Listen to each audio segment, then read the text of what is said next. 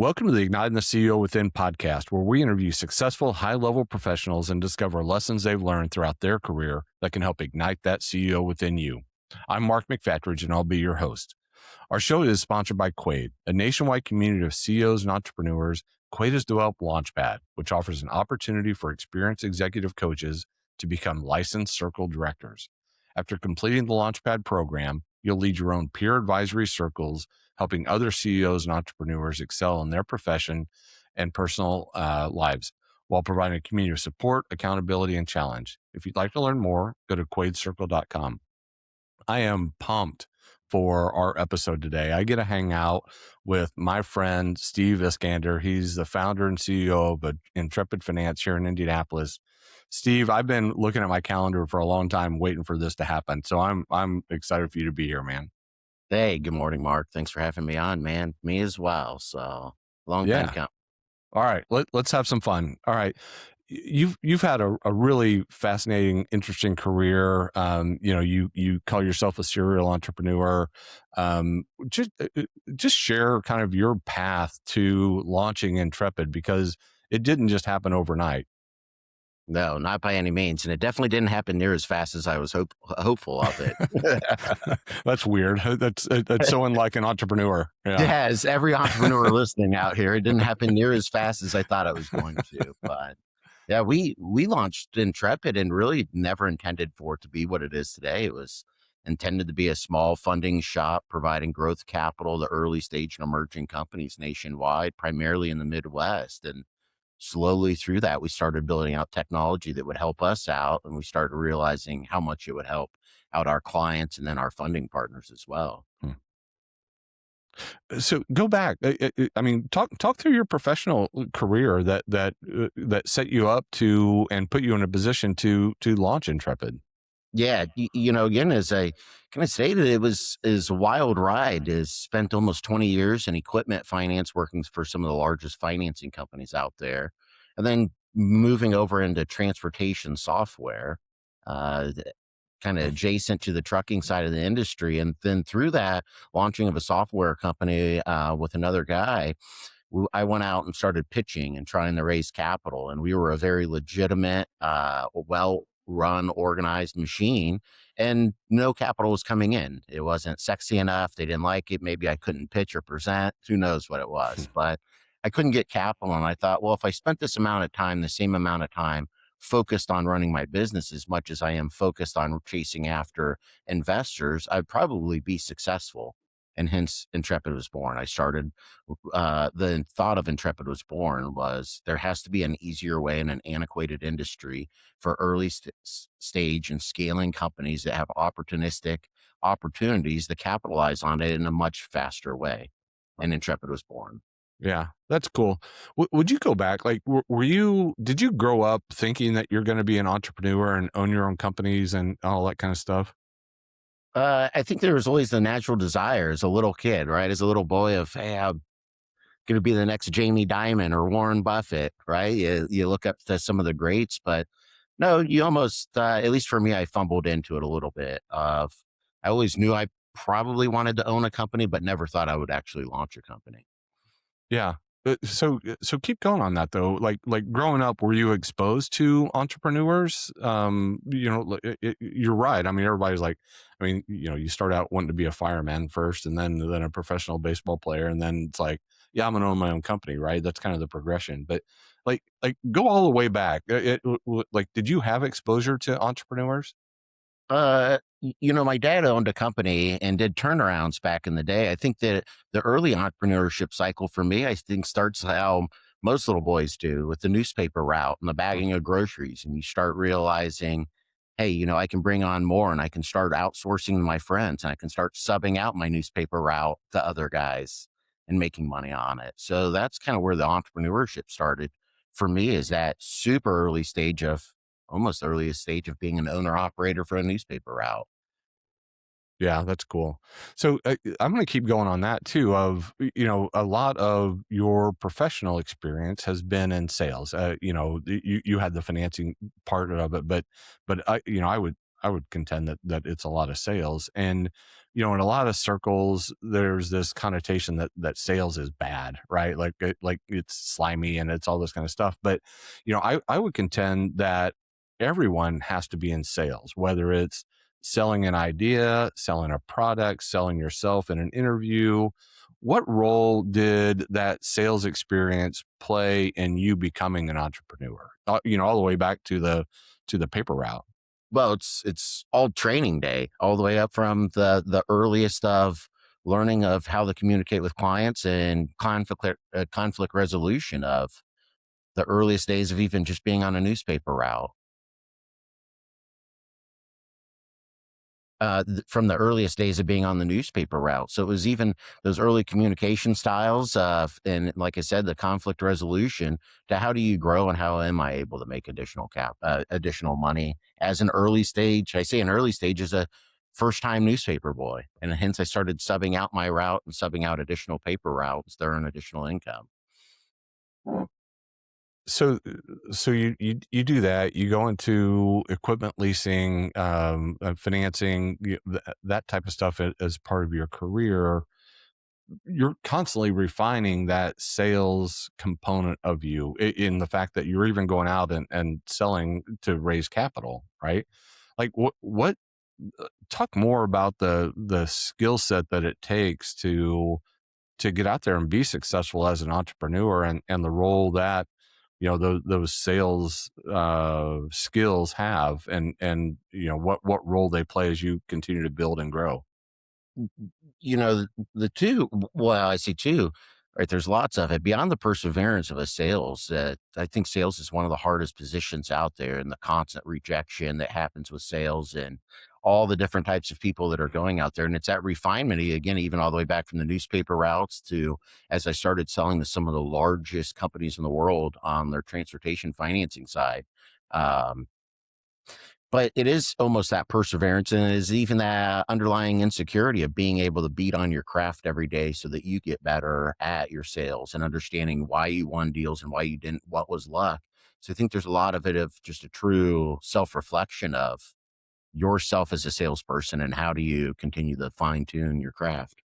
Yeah, and then that to me that naturally leads into being the CEO of a company, right? You've got to have that skill set at that level of not only communicating and selling your teammates on the vision of where we're going and how we're going to get there, Yeah. what their role is in it, but then that constant refinement, that constant getting out and sharing and telling and going from there. To me, it's a natural evolution into the CEO role.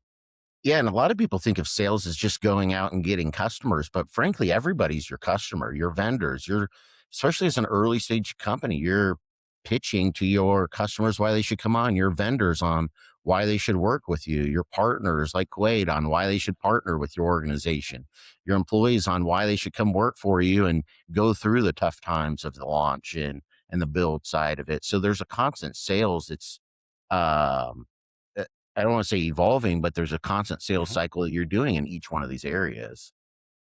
Yeah, yeah. No, I agree. I think that was for me, I grew up in banking at my first banking role was with Fifth Third, and Fifth Third has historically had an amazing sales culture, right? And started out, you were selling as a branch manager, you were selling as a commercial lender, and I just that is now second nature to me. It doesn't feel creepy, it doesn't feel anything. It's just building relationships and sharing and telling who you are, and getting people to follow and listen and pay attention.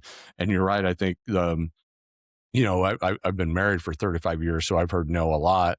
But the work life that I've had, and being in sales, I've heard it even more. And you just like, okay, and you move on. You don't you got to let it roll off your back and keep moving. And I think that's another component of that entrepreneurial spirit that you've experienced and that you've shown too. I think there's two things that you touched on there, Mark. Is one is that is the sale, right? I think as an early sales rep, you are selling. That's what you think selling is that you're selling. You're not building the relationships. You're not guiding people to where they want to go. You're just not being a friendly human being, and building relationship side of it. that is almost the sales 101. I think as an early sales rep, you go out there and what you think sales is versus what sales really is, and human interaction and relationships is completely different. So I think that's one of them. Yeah, yeah. No, I think that's huge. Let's talk a little bit more about Intrepid. One of the things that I love that I've heard you say it out loud. I see it on your LinkedIn is you talk about democratizing the access to capital, and especially for underserved markets. What do you mean by that? Number one, and then number two, why is that so important for you? Yeah, I say let's face it, raising capital sucks.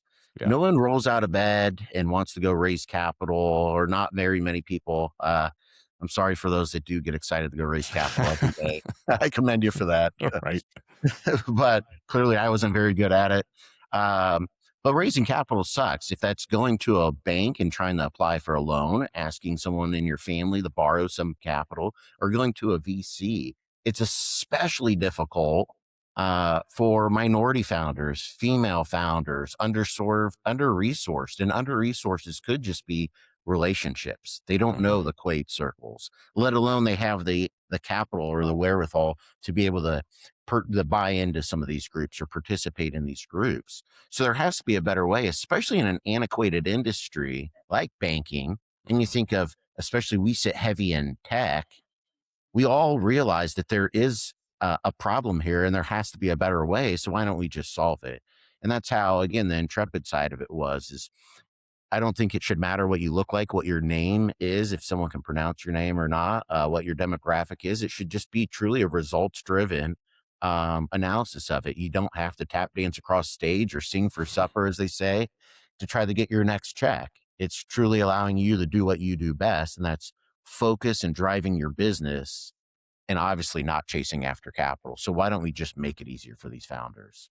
Yeah, I love that. So keep going. What does that look like? An underserved market representative comes to you. They've got a brilliant idea. They've got it in motion.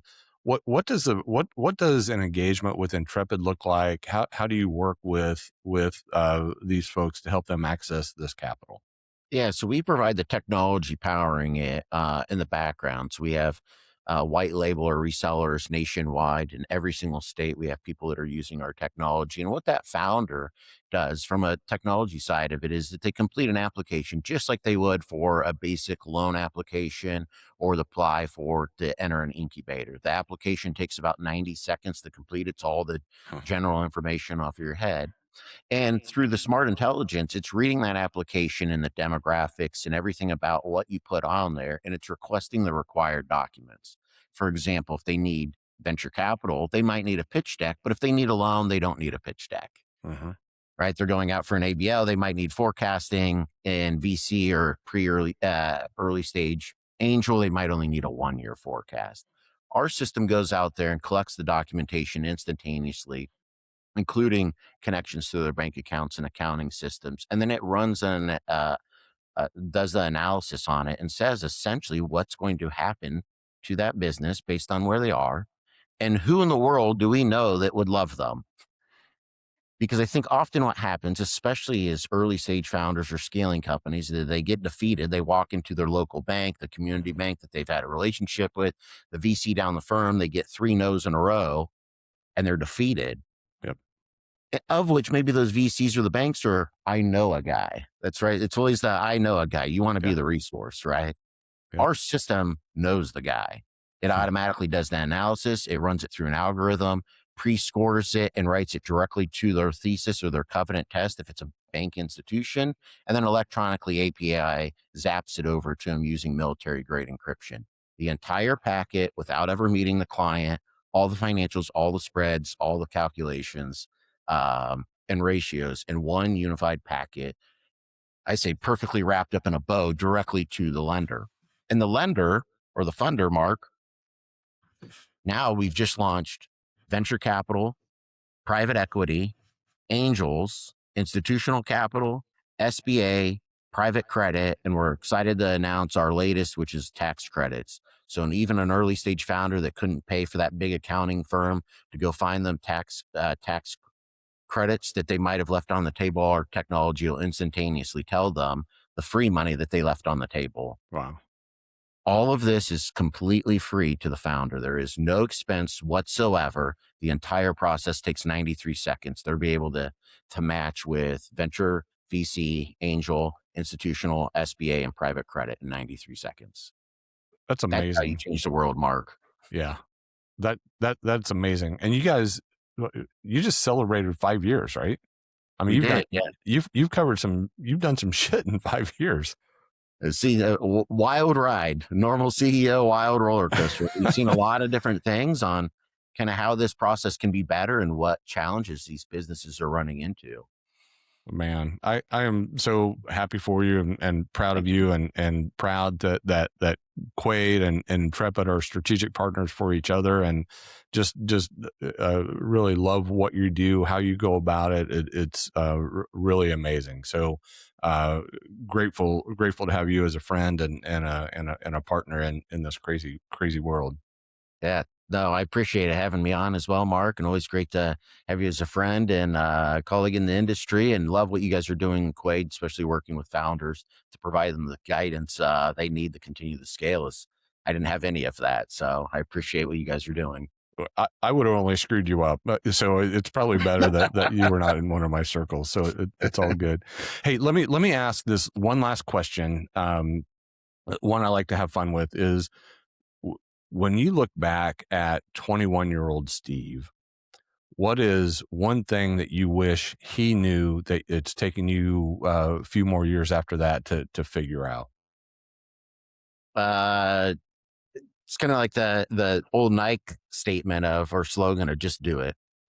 Timing's Yeah, never going to feel right. It's never going to be comfortable. The stars aren't going to align. As Steve Jobs says, you can't connect the dots looking forward. You can only connect them backwards. I think there's a lot of reluctancy, especially as an early grad or an early family starter. It's timing's not right. Timing's not right at this point. It's just do it. Keep moving forward, is what I would say.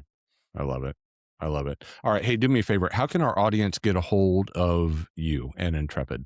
Yeah, easiest way to find us, I'm on LinkedIn, just under Steve Iskander, or company website, intrepidfinance.io. Love it. All right, man. Hey, thank you for hanging out with me. Really appreciate your insights. Appreciate what you're doing, and really grateful to have you in my network. Awesome. Thank you, Mark. Appreciate everything you do, man. All right, y'all. We have done it again. We found another amazing leader in Steve, willing to share his insights on leadership and growth and entrepreneurship and all that good stuff. So really grateful for what we've been able to build, not only with Igniting the CEO Within, but also at Quaid. I want to remind you as we wrap up that Igniting the CEO Within is sponsored by Quaid, a nationwide community of CEOs and entrepreneurs.